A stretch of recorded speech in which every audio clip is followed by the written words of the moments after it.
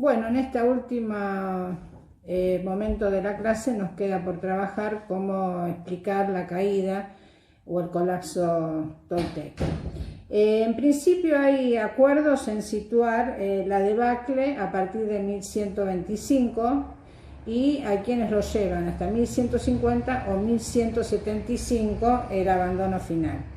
¿Cuáles serían los factores o los elementos a tener en cuenta para comprender o acercarnos, aproximarnos a entender la caída de Tula? Por un lado, los conflictos internos entre los grupos toltecas, chichimecas, nonoalcas y huastecos, ¿no? Es decir, los grupos originales, los grupos que poblaban este centro, entraron en conflicto. Esto se explica también por una situación que había hecho deficitaria la producción. Hay cambios drásticos, va a decir Davis, en el clima del septentrión, la zona norte de Mesoamérica, y esto trae tanto problemas en la producción como migraciones, tanto de grupos sedentarios como de grupos nómades. Pero también hay otra situación que tiene que ver con la asociación de un proceso que tiene que ver con cómo los toltecas nonoalcas, frente a esta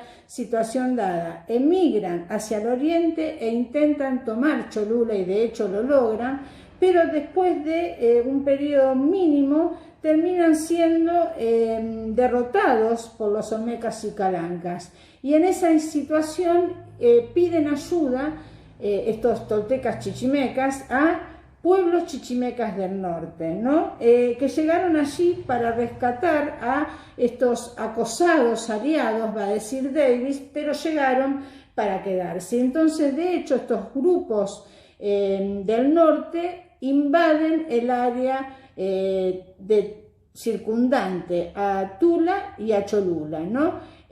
También hay grupos que invaden el área tolteca provenientes de la zona lacustre del altiplano central, y esto va a traer a toda una situación de desintegración del sistema tributario tolteca y también de una interrupción abrupta de las rutas de comercio.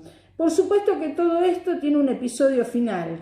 La Tula aparece infiltrada por los grupos chichimecas, y esto se da en un momento que es posterior a 1150. O sea, para Davis 1175 es, o aproximadamente ya al último cuarto del siglo XII, es el momento del episodio final. La Tula aparece, el centro tolteca aparece totalmente infiltrada, por un lado por los chichimecas del norte, pero también es atacada por los huastecas del este. Y entonces aparece una lucha interna